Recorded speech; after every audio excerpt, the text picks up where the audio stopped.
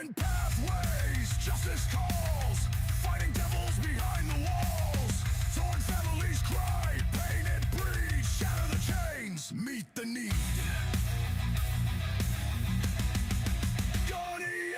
Roars, tearing through lies. Caseworkers crumble, justice won't die. Corruption falls, truth takes its place. For the families lost in this wicked race. Judges blind, gavel in hand, spinning lies to bury the land. Children stolen, hearts ripped apart. Gonna fight with fire and heart. Turn the tide, break the strife, reclaim the stolen, ignite new life. Courage bleeds through the fear, gunner's voice loud and clear.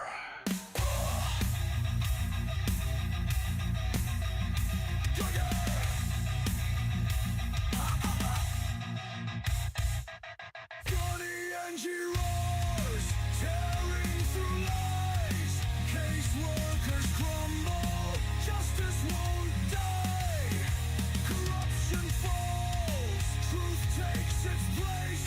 For the families lost in this wicked race. Fists of fury, voices rise, expose the wicked wearing disguise. Families scream, but gunners there with a mission fierce beyond repair. Beyond repair.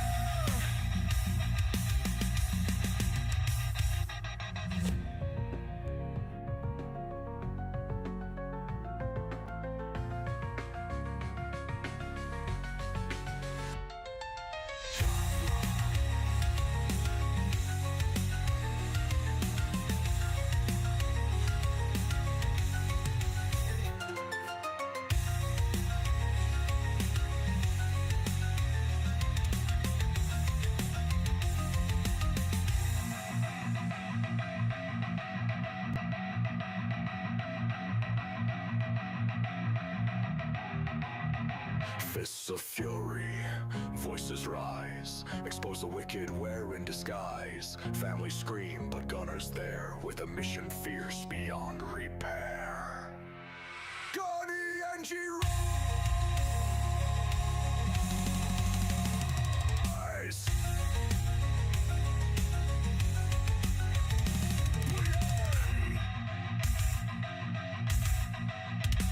Beyond repair.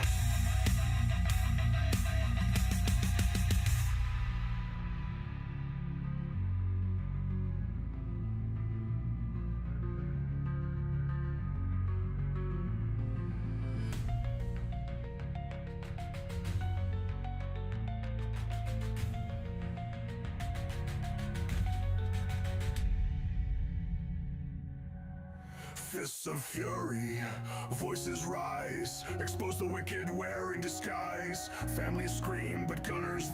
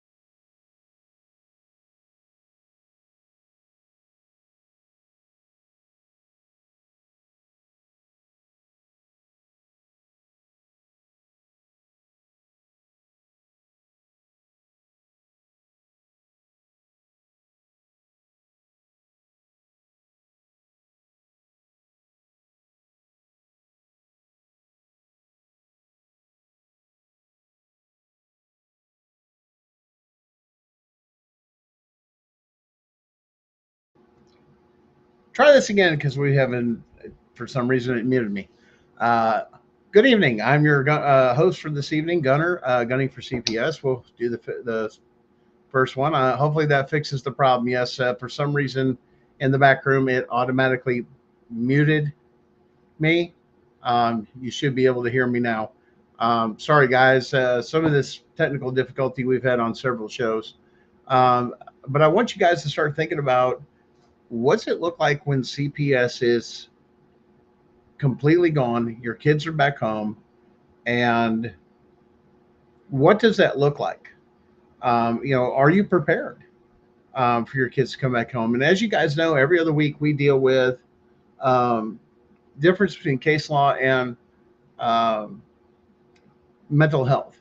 And tonight is more of a mental health type thing. And we've got a pretty cool topic of, just sharing some of the visions of some of the things that, hey, we're not doing something right. And I always would tell a lot of my guys, and good evening to everybody.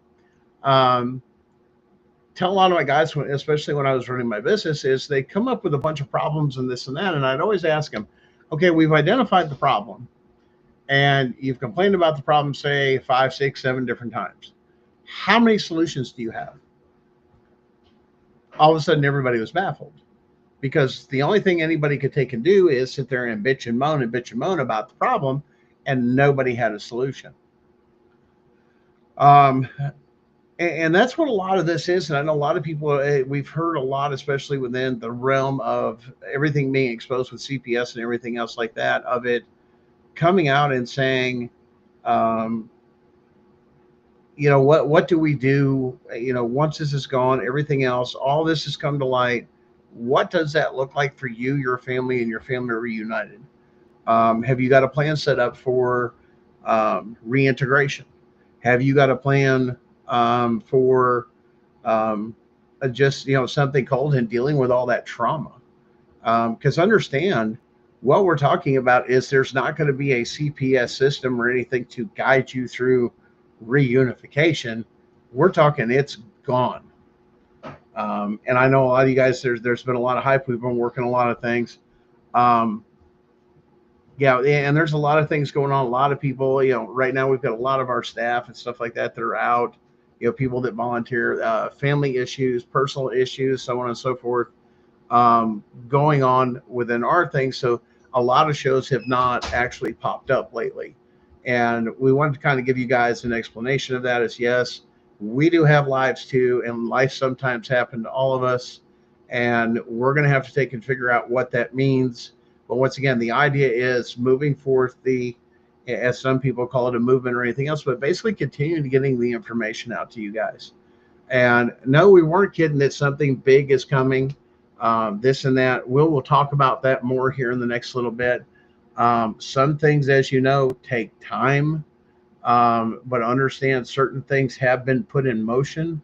And once they do, yes, pay attention, because we will be doing a huge national release to let you guys know that there is going to come a time here real soon, and probably looking to schedule some sort of event or something like that locally. And there's a lot of big names coming on with this. And what the object of this is to give you the information and everything else, but also let you know that here is the hard evidence, and this is why CPS is done. And when we say that, we're saying that not just as a proclamation, as what we're saying. What we're trying to say is the fact that there's already a federal case been filed on it. And the idea is it needs to get out to you so they don't bury this, so they know why CPS is shut down, why everything else is this and that, and basically just putting it out there of saying, this is the truth, here's the information, and this and that, and do what you want. And like I said, it will not be what you think it is. It's a pulling back of the full curtain of everything, but understanding, okay, well, a lot of people have filed and let everybody else in and did this and did that. Great. I'm glad you filed. I'm glad you've done this. But the one thing that everybody's had to overcome is a little thing known as Rooker versus Feldman. And a lot of that deals with state sovereignty and a lot of other things. And once again, you can go look it up and what it's for. And it prevents a lot of your local cases from getting in to federal court because the state will claim Rooker versus Feldman. That was completely got passed. And yes, that's a huge amount of news. Wait a minute, you got past Rooker versus Feldman? Yes, yes, we did. And when this information hits for you guys, you guys have been out here that's been watching us, following us, and everything else. No, this is not a game. And as soon as we find something out, you will want to be where this, we'll say, I don't really want to call it a rally. I just want to call it a gathering, an assembling of ourselves to share information and basically lay it out there of just saying, this is the reasons CPS is unconstitutional and illegal. And we have a case. This is not just a bunch of blah, blah, blah, blah. We have filed this. And the idea is revealing to the people what we filed. Because you got to understand, this is the type of case that was filed. When it's filed, it will hit so many red flags, you will have no choice, but it will go straight to the DOJ. It's that kind of case. And it's enough it will establish case law. This is not anything to do with attorneys. It's not anything to do, with this and judges and CPS and all those different things. Listen here, it is an a la carte menu to take all of them out, all in one swipe. And the same thing is we will be revealing some of that, as well as the structure of the form that was filed and letting you know where it was filed and everything else. And like I said, a lot of big name people are coming in here because they know this is real. And this is going to be a huge event. So what a difference will it make? So when we talk about those things, such as what does it look like when CPS is gone and your family's back and everything else, and you begin to live under the Constitution because all of it's gone. A lot of these organizations and everything else that we have out here that are operating in their sole existence as unconstitutionality will be gone. There'll be no choice. What does this case do? This case strips the actual state of all immunity, all judges, all CPS, all everything. It's all in there. And it's enough to do a lot. And like I said, we're not, there's multiple cases going on right now in the spotlight with some of the judges and or magistrates that are involved, that it is already made nationwide. And this is just the icing on the cake. And when you realize how much, and once again, a lot of, everything with this is going to be revealing the evidence to the public for transparency.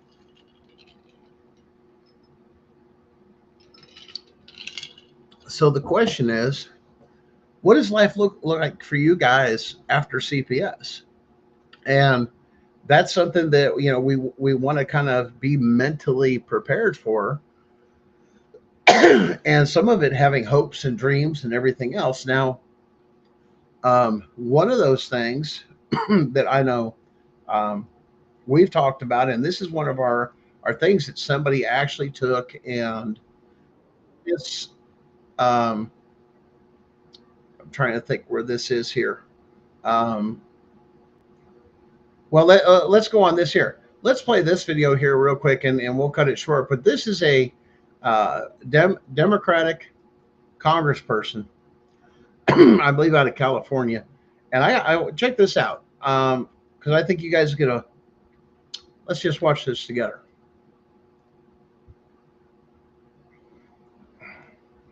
We hear more Senator Susan Eggman walking away from the Democratic Party. I'm done.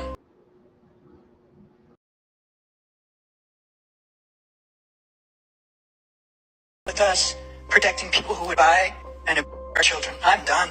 I don't want to people buying girls. I don't want girls anymore. And I'm tired of saying it's okay and that we have to protect the men who do it. As a mental health professional and as a social worker, I can tell you I've spent my entire career working with people who have been wounded. I'm not going to say beyond repair, but they have been wounded to their core by the that's been heaped on them, oftentimes by those that they love and look to protect them. And if their parents won't do it, we should. Again, I am not arguing that we open the gates to flood our prisons with people, but I am arguing that we have a moral responsibility to say enough. Enough. We have given away enough on this area. And we've got to move back into the center or we all look like fools and laughing stocks. And what do we stand for? I ask all of you to watch the documentary that Senator Grove was in that talked about this very place in Sacramento where girls are being bought and sold. Men are being given those slap in the hand or a couple days and then they're back out again and they do the same thing. They get caught over and over and over again and somehow that's okay. It's not okay. It is not okay anymore. And no more am I watching. Like I said, I'm leaving.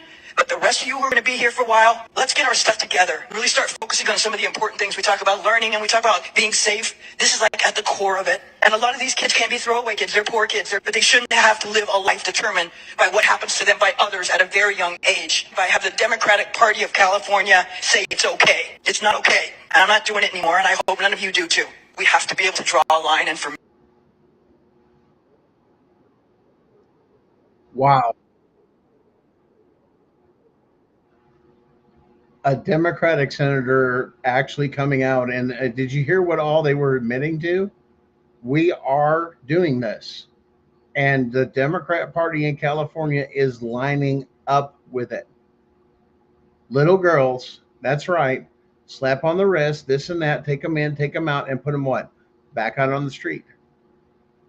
You realize you have social workers out there that are convincing these children, kids, you want your independence, you want to be this, you want to do that, go be a prostitute. What happens to any of those caseworkers? Not a damn thing. Not a damn thing. Why? See, that's the part that bothers me the most. Why? Why? Why is this not? Why is this allowed? What is going on? This is crazy. I just don't get it. And I mean, even if somebody like that is actually getting the point, listen, I'm sick of it. I'm leaving. But hey, the rest of you are out there doing this and that. Hey, go ahead and keep at it. Keep chopping away at the bit, so on and so forth. Man, that's disgusting. You're walking away knowing a problem exists of taking children and little girls and everything else, and yet all you do is I've had enough and I walk away. What do you do to fix it? But see, once again, when you're not aligned with those that have similar beliefs, they don't care because they make money off of it. And did you hear what demographics they went after? The poor kids. They're trafficking the poor kids. Those that less fortunate, those that don't make enough, those that are caught up in a form of slavery or whatever in the system. And that's exactly what it is, indentured servitude. Who gave them the right to come to that? Where was the crime? And just in the nick of time, there's Sharon. Hey, sorry I'm running late tonight. It's okay. So we were just watching the video where the Democratic senator from California actually said that she was quitting because of the trafficking of girls. Wow, admitting to it, and admitting to it. I mean, it's almost like, well, like I said, we can. Let me go back here. I don't think it says. You're from them. Here, I'll put it on. I was just curious. Susan something or other. Susan, here. in prison, but I don't want people buying little girls anymore. And I'm tired of saying it's okay and that we have to protect the men who do it. As a mental health professional and as a social worker, I can tell you I've spent my entire career. Interesting. I have no idea. Yeah. Yeah. Kind of interesting.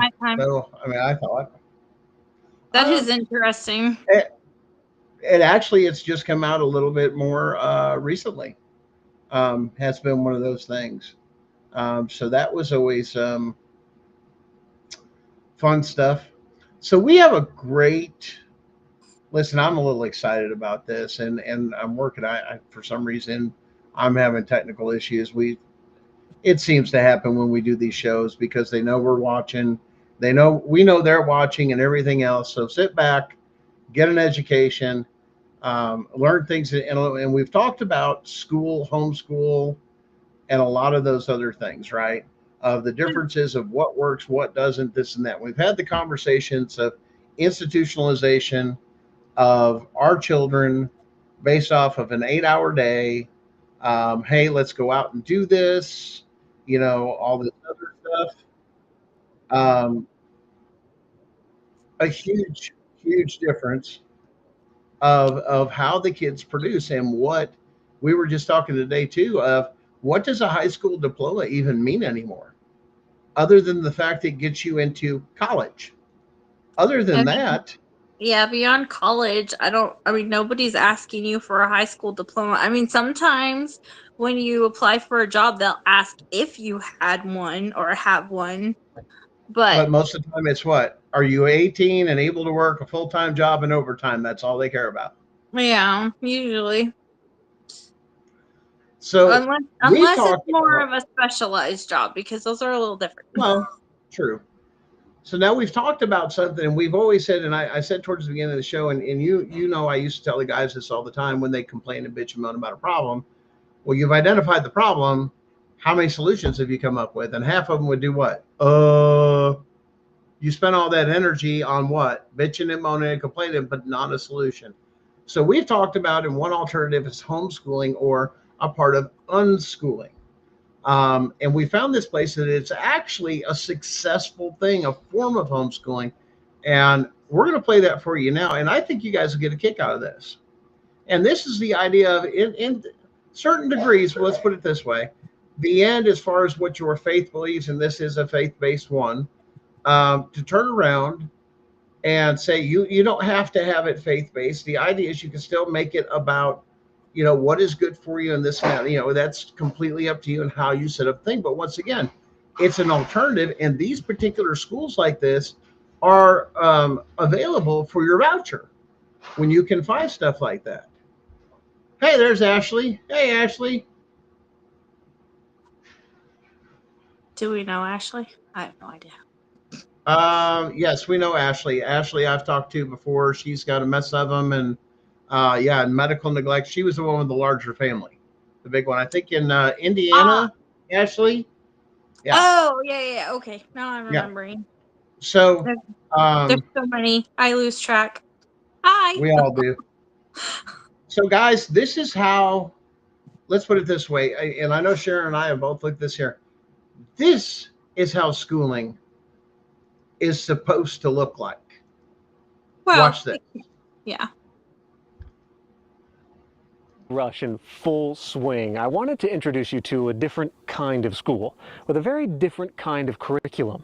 It's called Farm School out at the Red Barn Ranch south of Kansas City. And it's part of one family's effort to keep telling the story of the American farmer. You want to tell me about what you're learning about?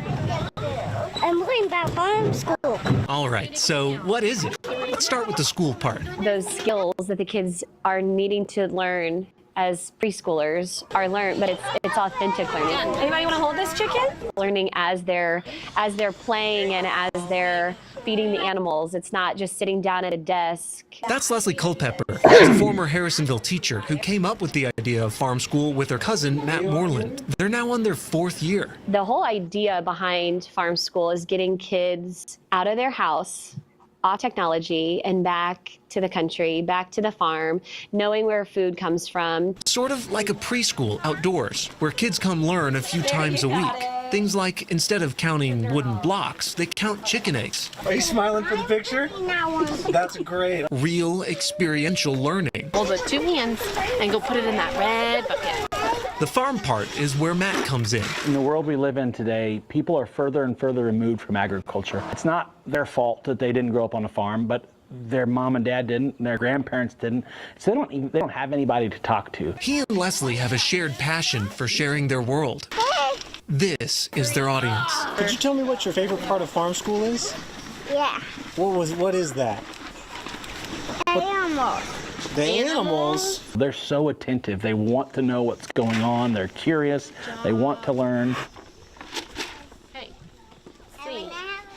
So fun. I love going out there.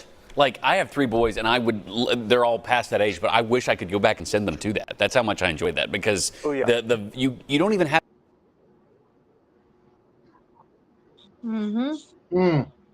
It's very similar to, I believe Germany has something called forest schools, where the kids go out into the woods and do school out in the woods, and they learn like life skills or survival skills.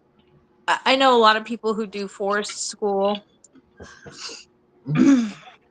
Unschooling. Yeah, there's a lot. There's so many different ways to get an education. Education is just learning, and that's something we start from the day we're born to the day we die. Learning does not stop. This idea that education has to be all stuffed into 12 years of whatever and then plus whatever Structure. years later, like, yeah, the structure, like, every kid is different. Every kid learns differently, and they have different interests and different life goals. I mean, they're not all created for one little box.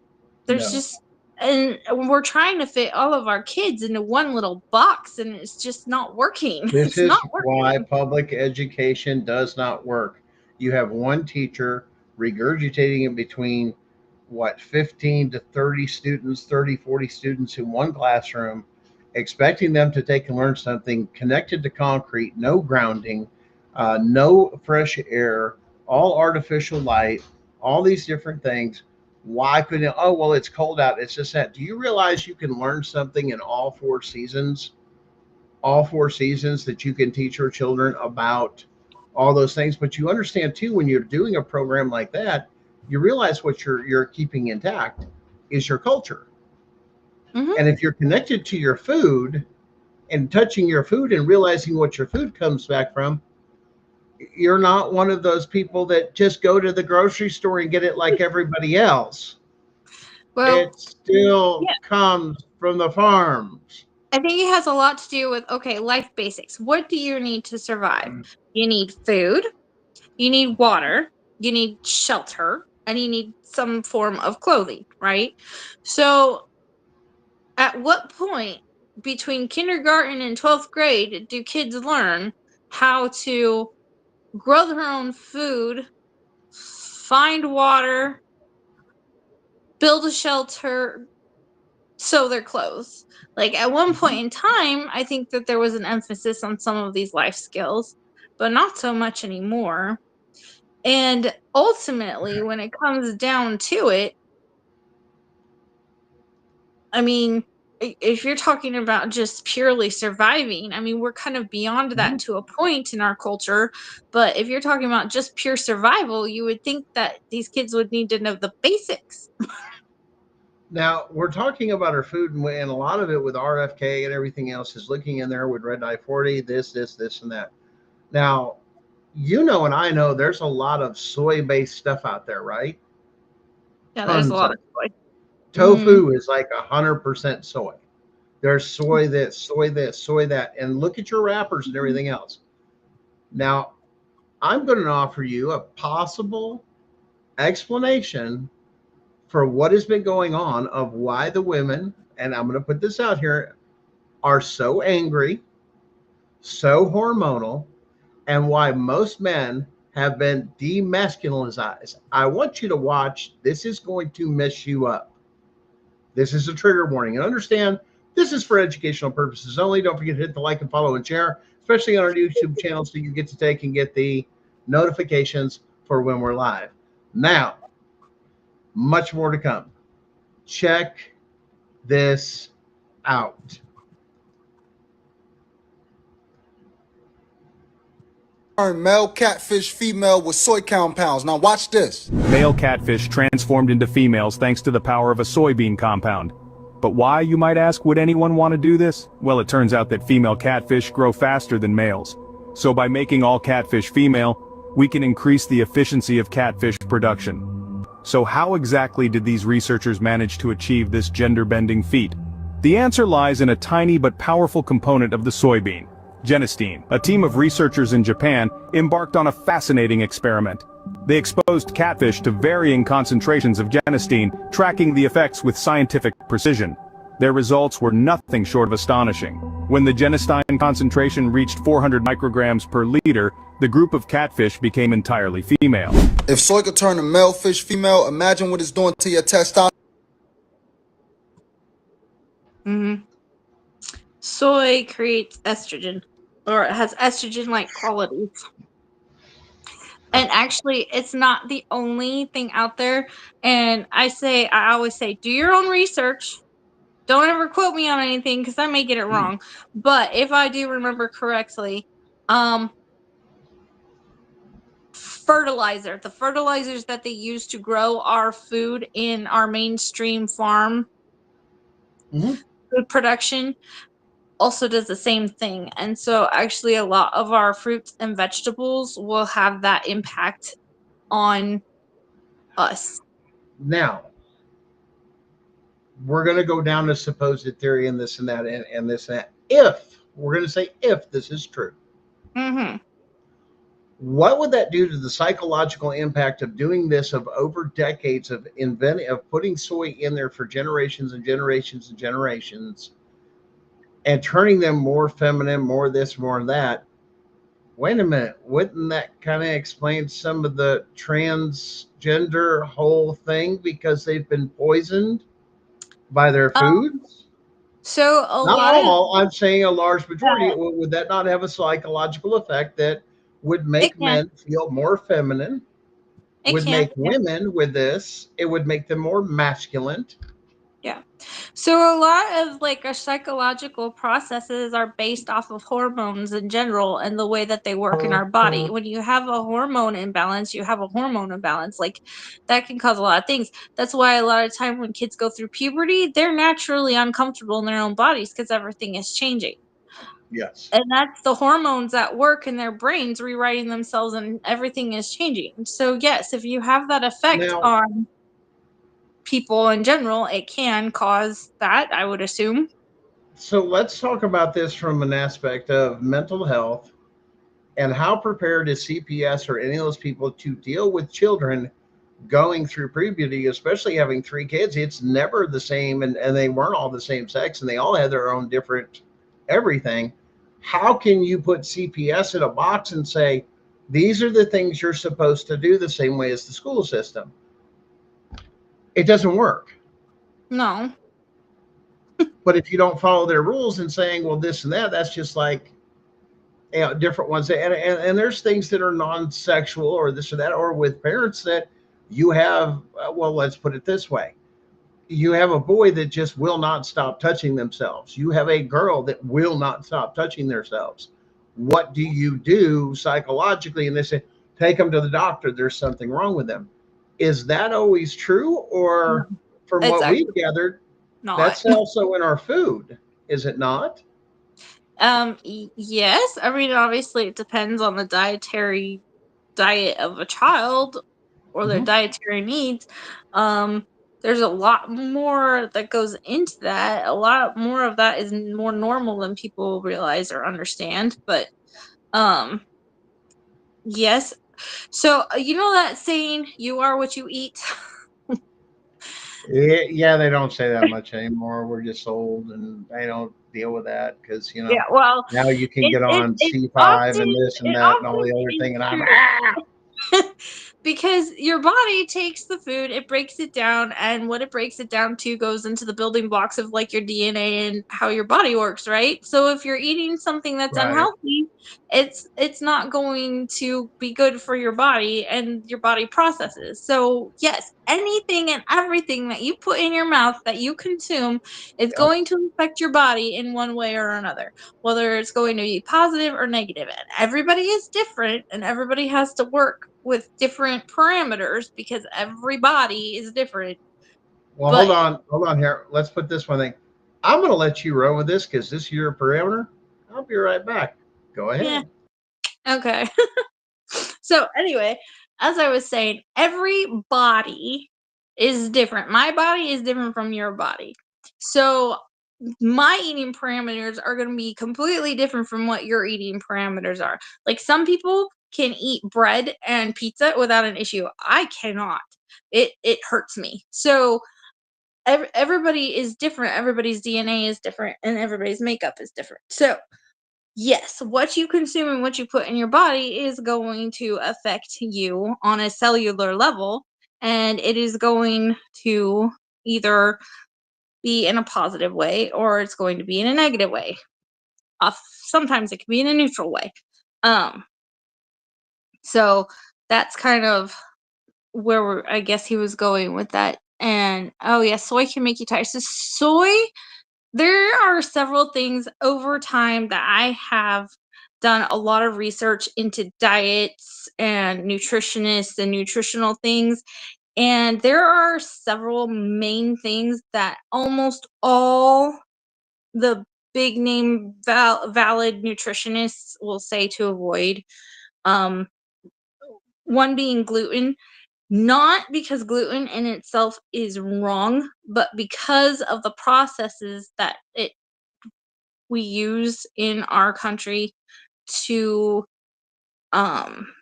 grow and produce grains. They can be very problematic. And so gluten is one, and which you find in wheat or barley and a few other grains. Sugar, soy, alcohol, because alcohol turns into sugar in your body. Sugar. Corn is another big one that they say, because there's a lot of like GMO stuff, and we still have a lot of questions about that. And I feel like there was one more, but I can't remember what it was now.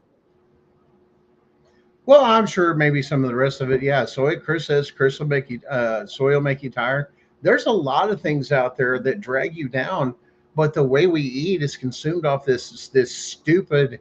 I'm sorry, this old food pyramid that was made by the Department of Agriculture to sell shit. Yeah, I mean, they've even admitted to it. Yeah, No. they threw that out a while ago. They don't use that anymore. And see, where Eastern medicine or Western medicine is the only one that doesn't deal with it's a patch. It's not restoring to you. Within other cultures, it's about balance. They want you balance. What's not working good? Oh, this is out of balance. Oh, this is out of balance. Don't get me wrong. Modern medicine is good for for a couple of things, which is emergency medicine. If you have a bone broke, surgery, some of these other things and different that. But a lot of the aftercare, the medicines and everything, because they don't make a profit off of it, that's why they're not giving you the herbals and everything else. There's no money to be made. There's no markup. There's none of this. Why? Because you can't patent something found in nature. Nope, can't. See, that goes into all that. But well, see, that doesn't mean it's for the best of the people. A lot of the things are unhealthy because of the way we process them. Oh, God, yes. Oh, dairy is the other one. I knew there was another thing. And dairy, because it is so inflammatory, but a lot of that has to do with the fact that we pasteurize so heavily and homogenize and everything else. So a lot of the times it has to do with the processes involved in how we get our food, not so much the foods themselves. But again, do your own research and look into it yourself. Like there's a lot that goes into that. And there's a lot of misnomers we could never too. cover it in an hour. Well, let's get rid of some of the misnomers too. Raw milk is bad for you. Is that true? That depends on who you are, and it has to do with, again, it has to do with all the processes. I have known people who drink raw milk without an issue, and I know people who prefer to pasteurize because they prefer to pasteurize, and that comes down to these are people who milk to their own animals, so like there's a lot. And a majority of dairy farmers, a large majority, a larger percentage, more than 70%, consume their milk raw from the goat. And here's the other thing that most people misunderstand too. Let's cover that. What other animals produce milk that we can consume that's safe for us if we cannot have cow's milk? Or people go in and, oh, by the way, your almond milks and everything else, they're all full of soy. Every bit of them. Some of them. Yeah, there are a large majority, the big names. Yeah. Yeah. So and a Goat, lot of that comes to what sheep, else do we have? Goat, sheep. Now, what can you make with these in things? some Let's regions go of the down the world, whole horse thing. and camels, buffalo. I mean, Camels. like, there's a lot of. So every culture has had a way, if that is a primary animal in their diet, that they have a way of using or utilizing what the animals produce besides the meat, besides the hide, that they're able to use the milk and so on and so forth. And a lot of people will pay good money for a milking goat. Huge. I mean, that's real good money for a milking goat. Well, The thankfully, price of milking goats are not as expensive as cows. But yes, I miss my goats. yeah. Every day, I miss my goats. So now let's go, and this is some of the things that people don't understand, some of the benefits, but also if you're around these live animals, one of the common sense things, and this is something we were talking about before, the thing that we're not taught to do in any of our diet or from any doctors is to actually deworm or deparasite, because we do get those even if you buy it from the grocery store. Correct. I don't know what it is in our particular society where we believe that we are parasite free, because that's a whole lot of hooey. We live in the same world as everybody else, and a lot of other cultures just do it naturally. And actually, you can do it naturally just by like some of the things you eat and consume. But yeah, there's a lot that goes into that too. Goat milk. Actually, Chris, you know who makes killer goat cheese? I Yeah. haven't Uh-huh. done it in a really long time, and actually, he's never tasted it, but my family No, still but her whole debates family goes, you on gotta it. taste your goat cheese. They gotta have it. You gotta have it. We'll get there. So, We're gonna get there. I need my goats back. and a lot of things we've talked about, and I know we're able to talk a little bit more freely about things. Why? Because a case has been filed, confirmed a case has been filed that will shut down CPS completely nationwide, full exposure, calling them out for their unconstitutional stuff. And the question that we have brought up with is, what does your life look like when that does happen? Because here's the thing, it's coming. And people always, oh, well, it's about this, is about no. And it's not anything you think. Nobody's come up with the perfect thing. And all the lawyers out there trying any angle and everything else they can. Oh, come with me and sign up for this. We're going to file this. We're going to file that.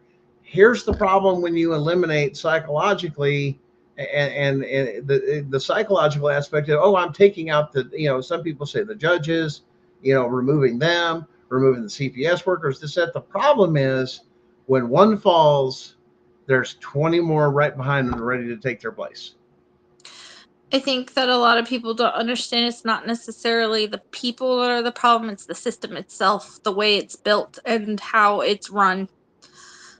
Well, Unfortunately. we've got a lot of questions, because if the previous conversations that a lot of us have had is what it's done to us as a nation psychologically to hide the JFK killings, then a full disclosure of the JFK killings to realize this deep state or corporation is real enough that it killed a president.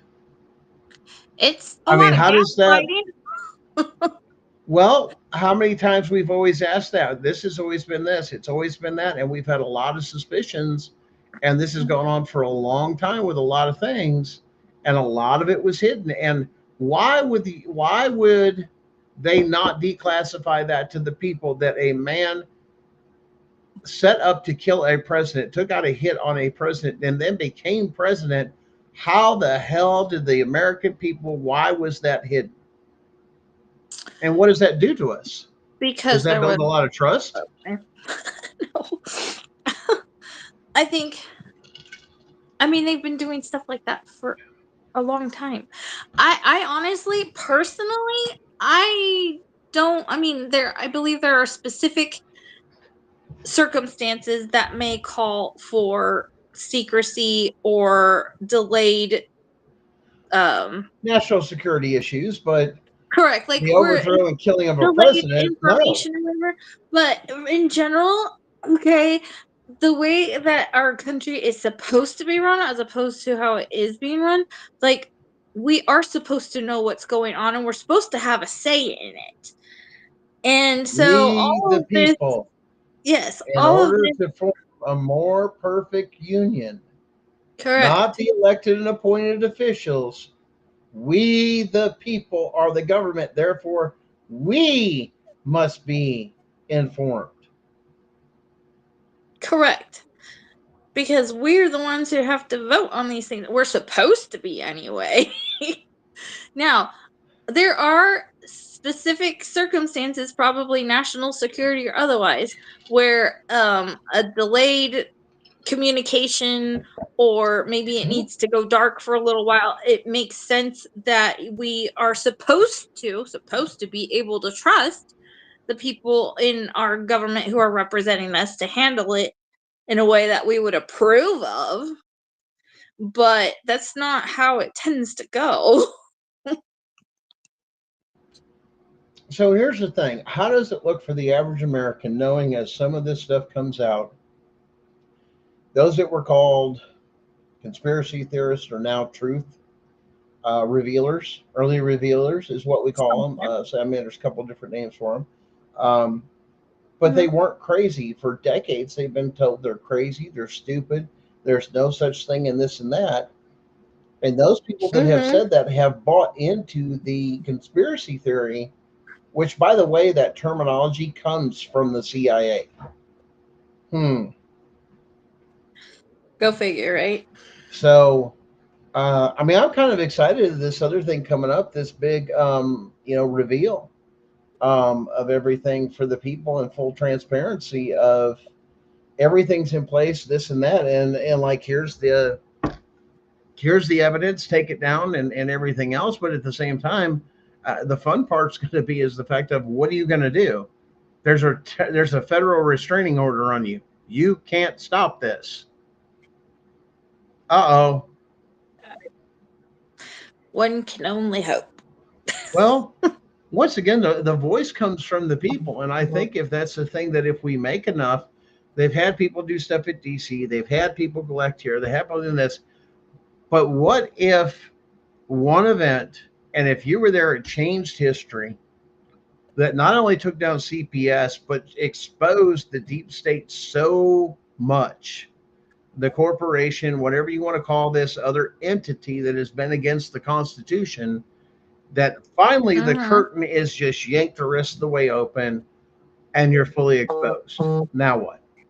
What would that do to the American people to find out all the lies and all the gaslighting and all the things we've been through, and the destroying of our marriages and our families is a combination of the Department of Education, the Department of Agriculture, and then them going directly after you, to get at your kids. If they got into the presidency, how do you not figure they got to your kids?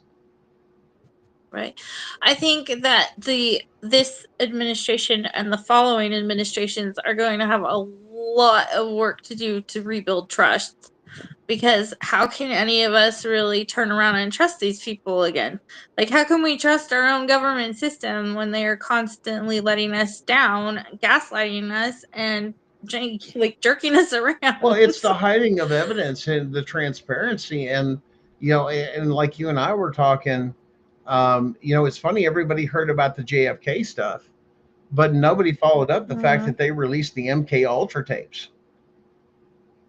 Did they? Yeah. I mean, they have the one on trying LSD and some of these other things, and that because it's going to reveal so much that goes even connected, even with Hollywood.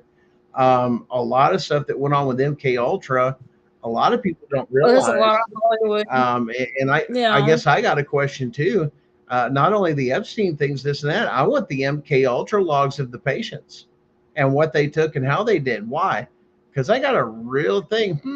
Wasn't Charles Manson on that experiment list with all that LSD that drove him crazy and became a serial killer? Oh, I believe. but we don't want to talk about that and all the other things that were going on. So your criminals are being created. Now, the psychological aspect of this too, let's talk about this. CPS comes in, destroys you, destroys your business, destroys your job, destroys everything else, this, and that. And then they do a lot of things and everything else and got you so twisted up on bullshit Now you can't work, you can't do this, your health's gone down, and all these other things. And there's people out there that I will say they have to make alternatives to make ends meet. I mean, this happened during Prohibition. People that were starving to death and this and that turn around and said, wait a minute, Prohibition and the Great Depression, everything else is going on, but wait a minute, you're going to outlaw the liquor, but you're still going to allow the liquor to go into the White House and all the government places and all the other things. And the people go, wait a minute, no. Of course. So as you have Prohibition, so here's my theory behind this. If that's true, that it was done and found to be unconstitutional, does that make everybody that was then considered a mobster, gangster, or outlaw really that particular thing? Or did it actually make them patriots? I suppose it depends on the circumstances. It's a serious question, but I mean, though. like, if we know all this it's now, not the first time. how's that going to change it's not our the history? first time in history. But this is the thing, it's not the first time in history that a governmental entity drove their own people to do things that are technically against the law in order to survive. Yeah. That's happened all throughout history if you pay attention. Well, I mean, what does it look like with us, though? Because the history that we've been taught, if that's true, what does that tell us about Vietnam? What does that tell us about Operation Desert Storm? What does that tell us about this entity and this entity? Because if this deep state corporation government we know exists, and it's acknowledged because of what it's doing and the fact that it's working unconstitutionally and everything else to deprive us of everything we have and suck us dry like a leech. And that's the other part. Now, I'm going to say this because I read an article on this, and this has to do with a certain religious organization. And this is where I have a problem. You can believe what you want to believe, but the moment you cross the line of forcing your beliefs, any of them, onto another person is unconstitutional. So when we see things like people trying to implement another law, such as, once again, and this is not anti, and you know which one I'm talking about, the other law from that religion, and you guys know you realize what they're doing is unconstitutional by inserting that other law above the Constitution, whether it's your belief or not. And if that's a problem for you in this country, then you need to leave. It's just that simple. There's no coexisting if you will not agree to live under the Constitution. You can have your religious beliefs, but as soon as you force them on anybody else, and y'all need to really do some digging in some things. The other problem is we have immigrants here that are stuck on our welfare system. I'm sorry, in my opinion, those people need to be sent back to their countries because they are not producing something positive to our society.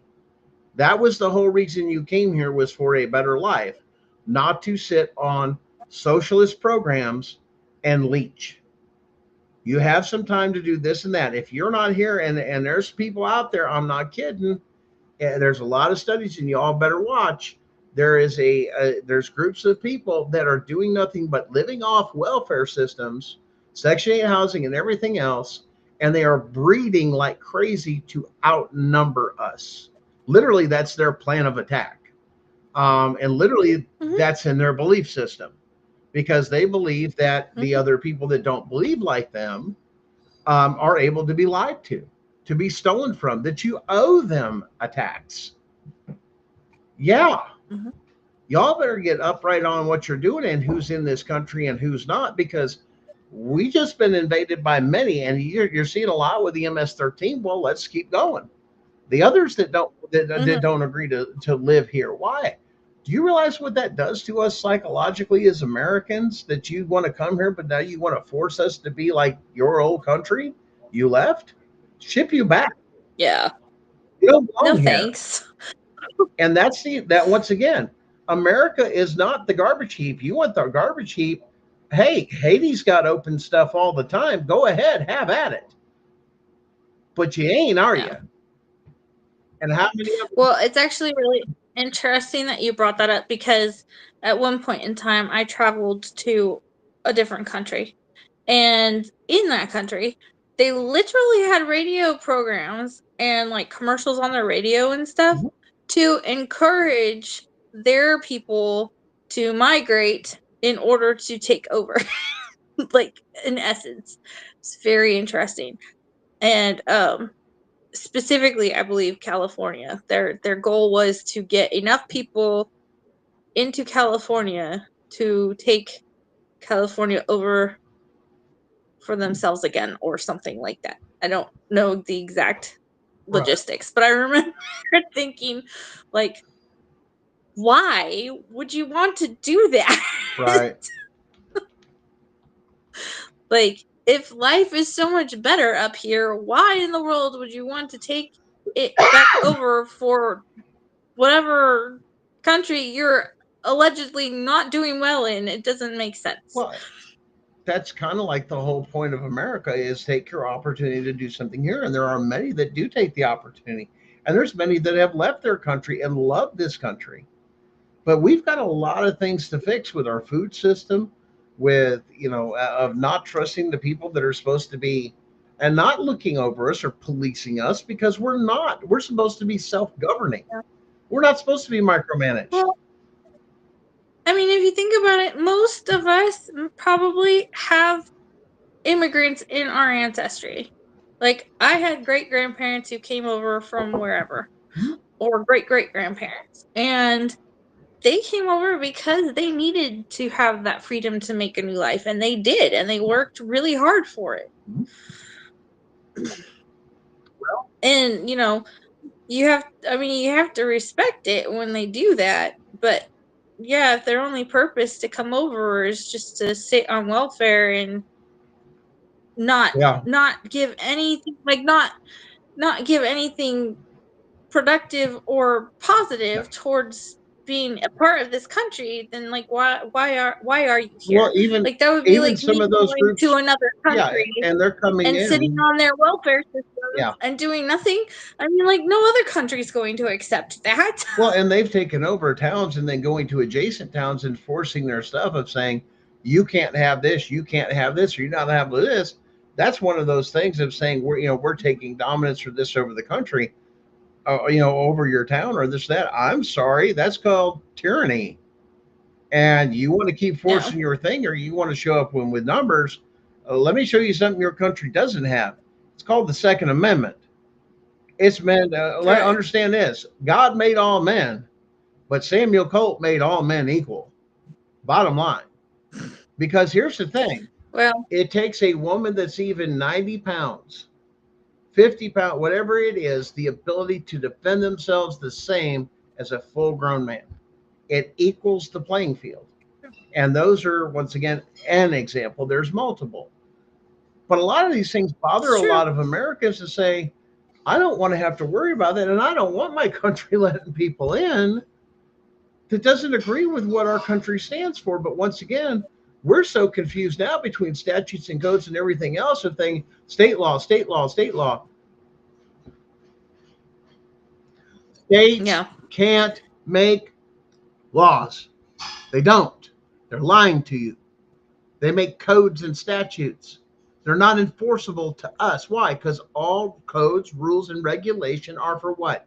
Government only, not for we the people, because what? It lacks due process and is unconstitutional. What's CPS doing? Right. Lacks due process and is unconstitutional. You see why their codes don't fit? The only people that have the ability to make law in this country is Congress. It starts in Congress and then goes to the president for a signature. Is the only way in this country. Your codes, rules, and regulations do not apply. Yeah, if I remember correctly, the states, like with their states' rights and their states, they're supposed to be able to, like, they're supposed to uphold the law that comes down from the federal, but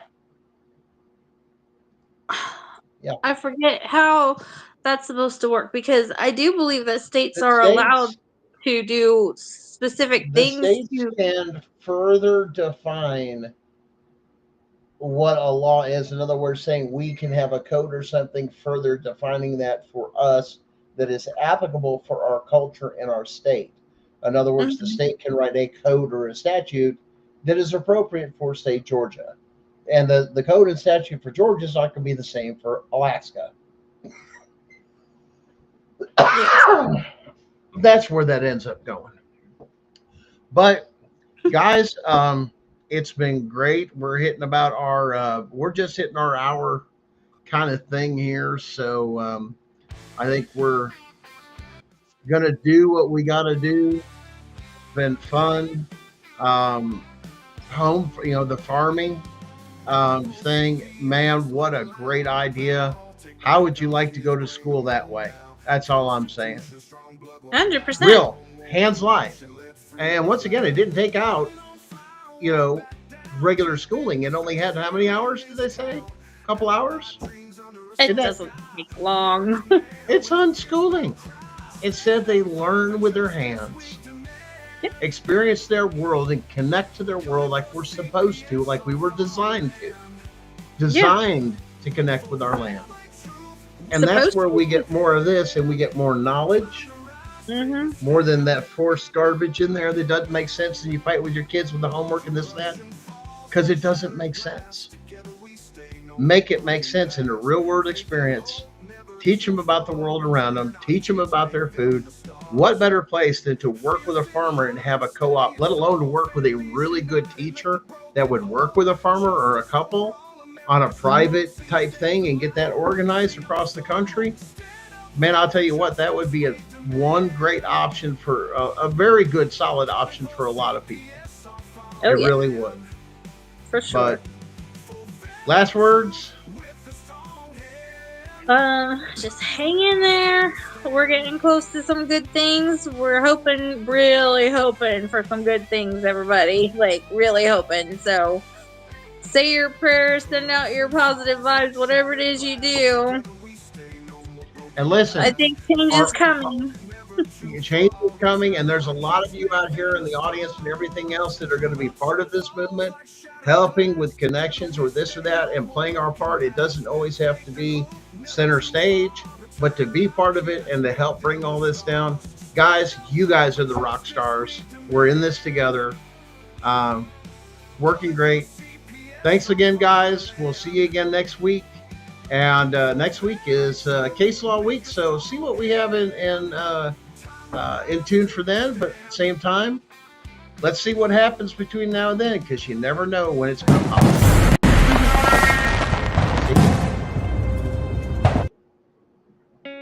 In the United States, CPS makes upwards of $3 billion per day on trafficking and selling our children. The corruption may start with the caseworker, but goes through the judicial system, passing the governor through the Senate and into the White House. The entire system has a hand in the business known as CPS.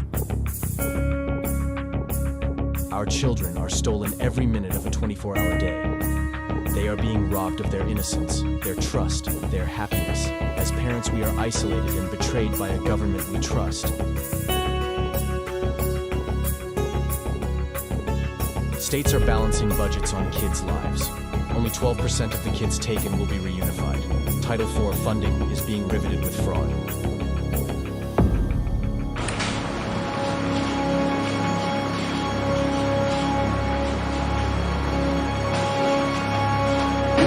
We need to stop CPS and abolish CPS.com is leading the way. Join us.